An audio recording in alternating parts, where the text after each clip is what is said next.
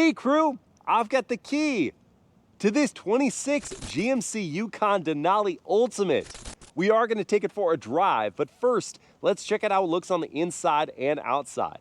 Now, since the Tahoe, Yukon, and Escalade were all heavily refreshed for 25, they carry over almost completely unchanged for the 26 model year.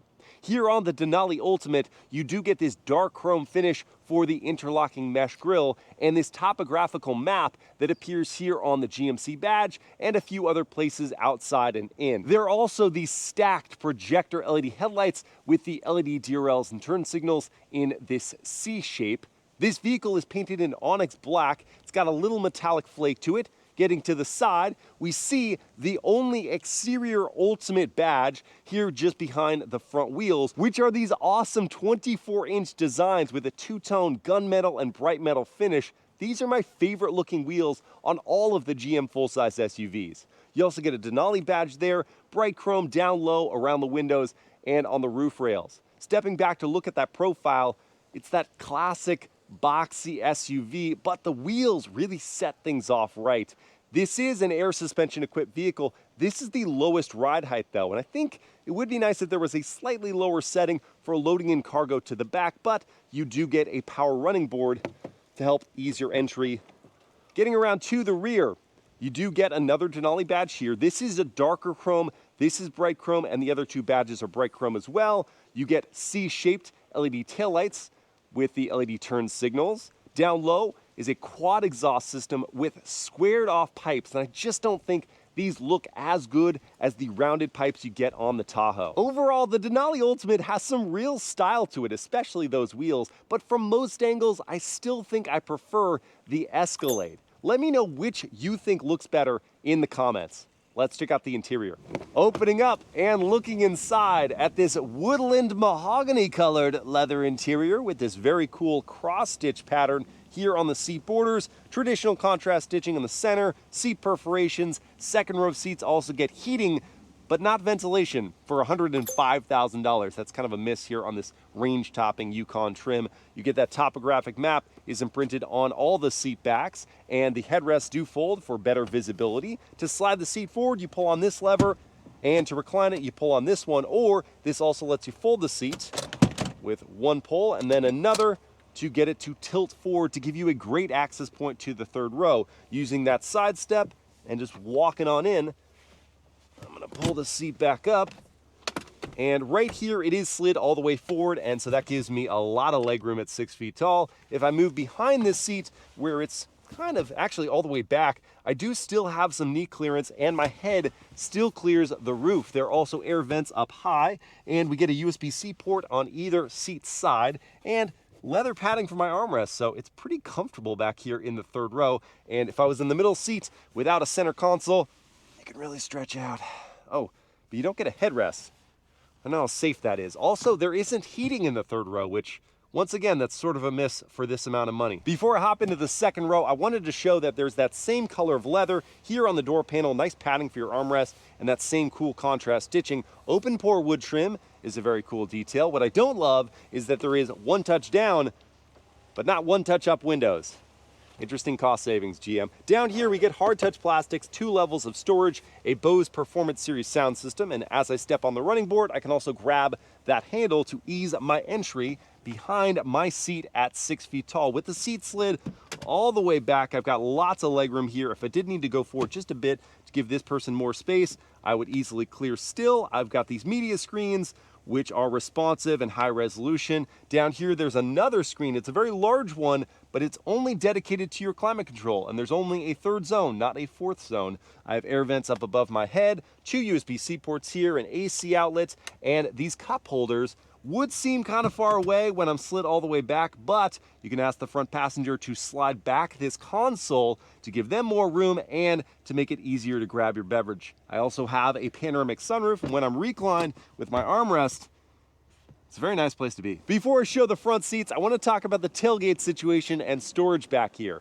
The Yukon Denali Ultimate does have hands-free liftgate access, so you could just approach the vehicle, maybe you got something in your hands, and it's going to open for you. I turned that feature off though, because I found it a little annoying. Every time you walked behind the truck, it's gonna beep at you, and if you hover for more than a couple seconds, maybe your neighbor is chatting with you, it is gonna try to open that tailgate. I wish there were different levels to that hands-free access, so I could just equip a kick sensor and it wouldn't do that automatic opening every time I approached it. As it is now, with that feature turned off, I hit the button, and that is going to raise up that tailgate in a few seconds, revealing a good deal of storage space behind the third row. When I lift up these furniture blankets, I can show you that there is a slim bit of storage space underneath that floor. And then if I wanted to fold down the third row of seats, I've got power controls over here, and I do have to hold the buttons, but they fold down really quickly. And then if I wanted to get that second row down, I press that once,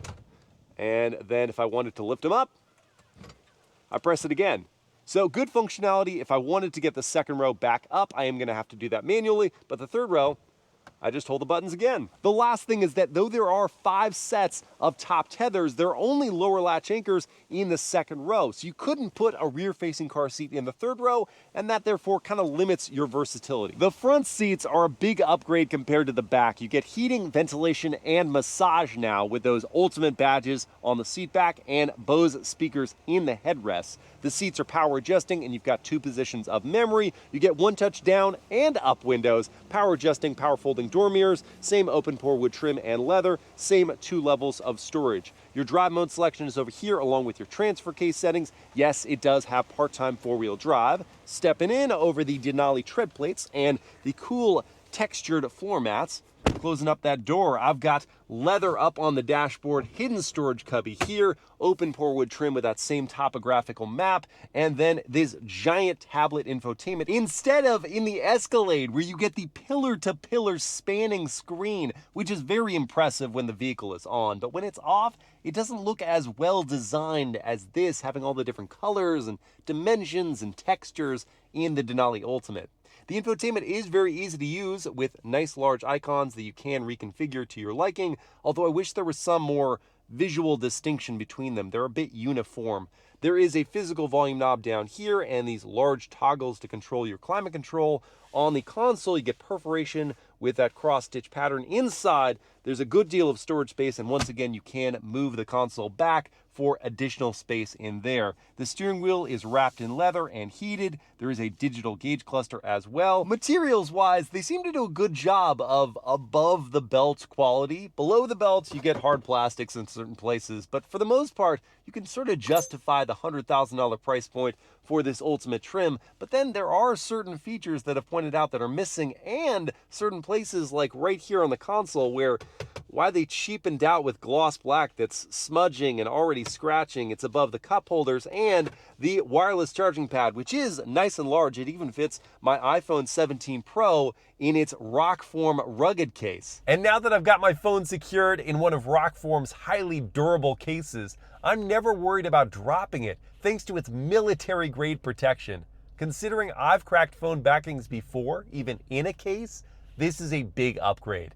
And if I still want to see some of my iPhone's color, there's a crystal case that's just as durable. Beyond protection, in a Rockform case, I can use its powerful magnet to stick to just about any metal surface, which is handy in my home office or even attaching it to gym equipment to see my next exercise.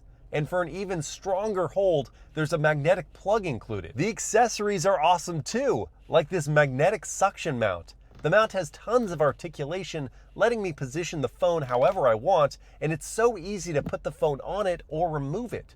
For a more permanent mounting position, there's a dual magnet swivel mount with a strong hold. And whether I want to use the rock lock to attach accessories like a sport ring or the built-in magnet to easily attach and detach them, it's a super versatile setup. If you guys want to check out any of the Rockform cases or accessories, I'll put a link in my description with a code for 25% off. And thanks to Rockform for sponsoring this video. Now it's time to take the Yukon Denali Ultimate for a drive.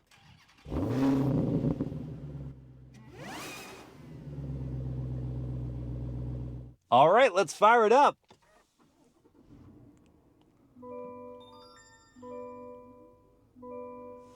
A hearty rumble from the 6.2 V8 and some motion in the platform on startup before the chimes took over. Hey cabin crew, thanks for joining for this drive review of the 26 GMC Yukon Denali Ultimate. So let's start by choosing our drive mode over here with the dial. We've got tow haul, off-road, sport, and normal. We'll begin in normal, and I'm leaving the transfer case in auto, which is going to default to rear-wheel drive unless slip is detected, and then it engages the four-wheel drive system. To go into reverse, I pull in and up on the gear selector. That prompts a high-res camera system. We can see the C-Class drive by us in the rear. We've got the trajectory lines and the bird's eye view. Lots of different camera angles to choose from in this truck, all of which are very helpful, especially if you don't want to scrape up those beautiful 24-inch wheels. So let's back on out of here. Actually, I'm going to go this way because, you know, we got to start with a turning radius test.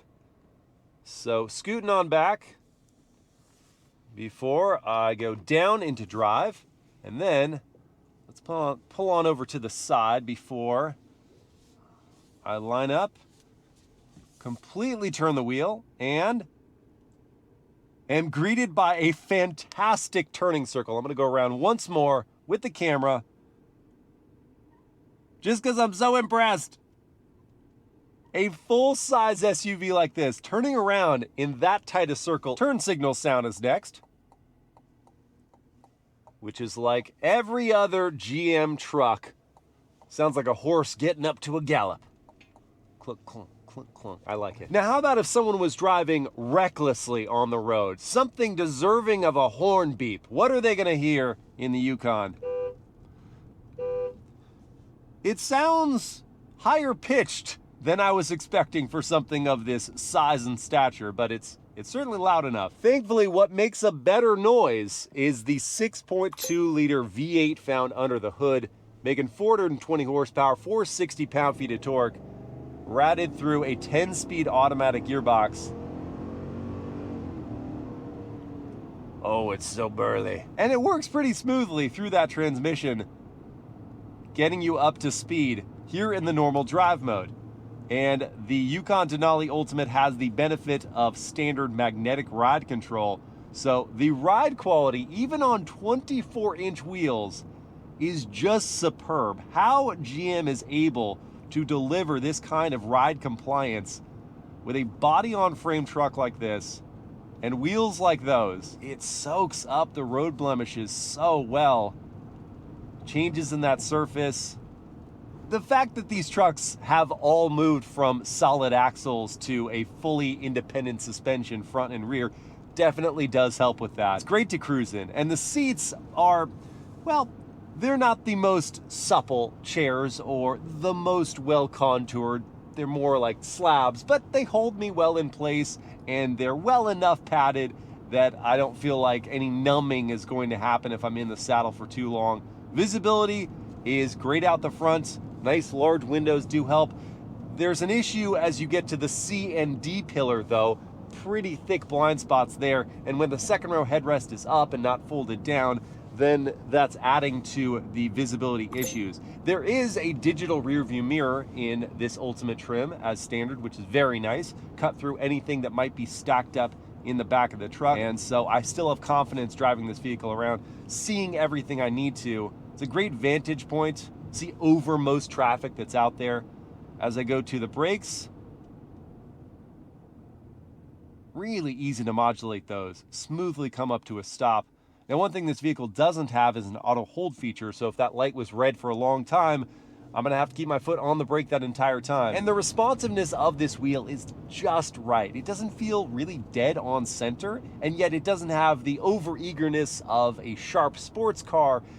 There is a little bit of a delay, and that's just right for keeping you relaxed. Given that I grew up with a few generations of Suburban and then Yukon, I feel very comfortable behind the wheel of this truck right here. And I think as it's become more modern, it's bridging the gap perfectly between the comforts and casual driving you would expect of a crossover and the rugged, durable feel of a truck. It kind of does both very well at this point in time. But what does come with the body-on-frame construction is a bit of extra weight. So it's about 6,000 pounds, and that means that 420 horsepower, 460 pound-feet of torque is still having to work pretty hard to get this thing moving. So if I move into the sport drive mode and put my foot to the floor,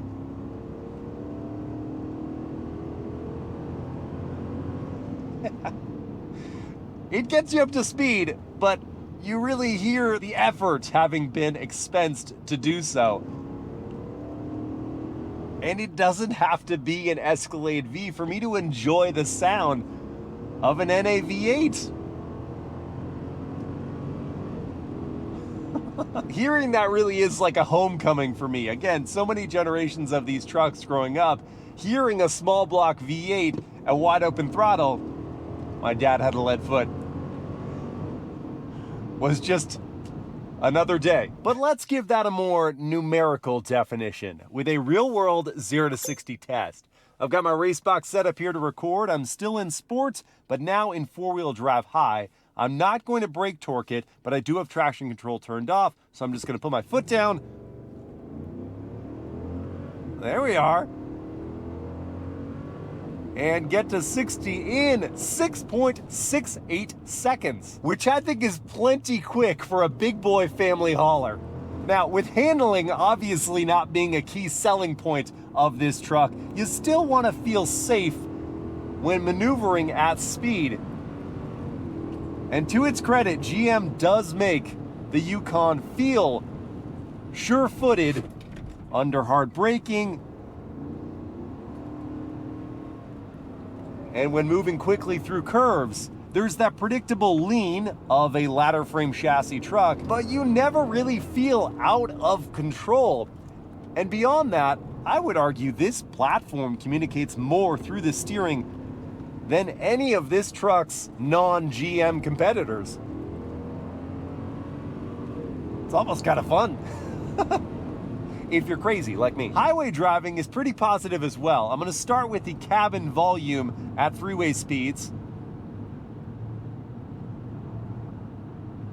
Okay, that's the louder road surface. Now for smoother tarmac. Neither are all that loud inside the cabin, and that is again on these oversized wheels.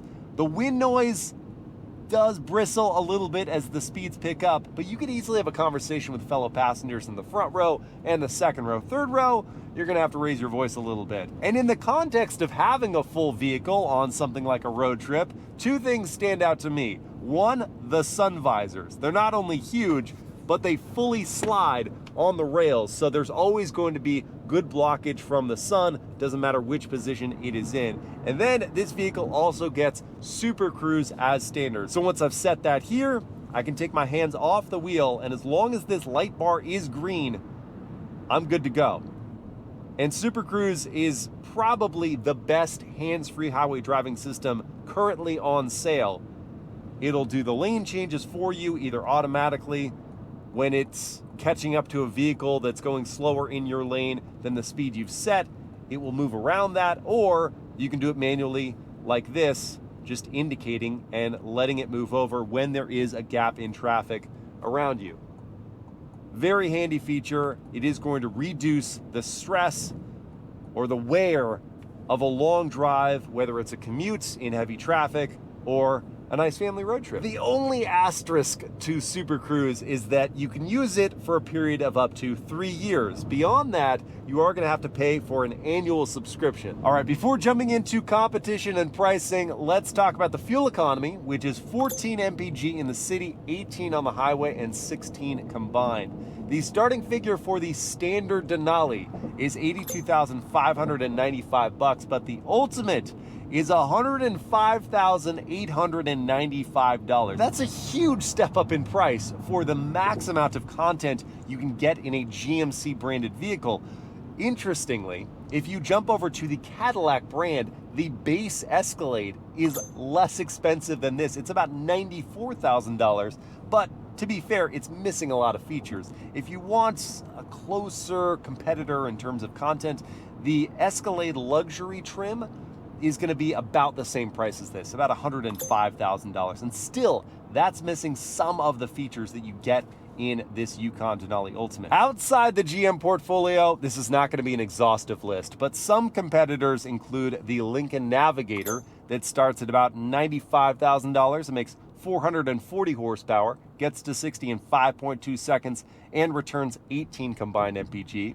Or there's the Toyota Sequoia Capstone that's $87,000, makes 437 horsepower, gets to 60 in 5.7 seconds, and returns 22 combined mpg. The numbers, therefore, don't really favor this truck, but there are things about those two competitors that might be deal breakers for me. The Lincoln Navigator, aesthetically, it has improved over the years, I will say that, but I still think this truck looks better, and the steering with that odd closed yoke is not just the shape of it, it's just, I don't like the responsiveness. It might drive me insane. The Sequoia, yes, it gets incredible fuel economy, but the cabin has some very obviously cheap materials that I do not think are going to wear very well, and the interior, especially in the second and third rows, feels much more cramped. That doesn't mean I think you need to run out and spend $106,000 for the Denali Ultimate trim. I think rather one of the less expensive trims might be a great value and in fact improve the aesthetic. The AT4 Ultimate has most of the same content as the Denali Ultimate, but it actually improves the look, in my opinion, with a different grille and some tow hooks and all-terrain tires and a slight lift to it for $100,000. Still a lot of money, but I really think you're getting your money's worth there. I would choose that over either of the competitors that I mentioned, and even over something like the Cadillac Escalade.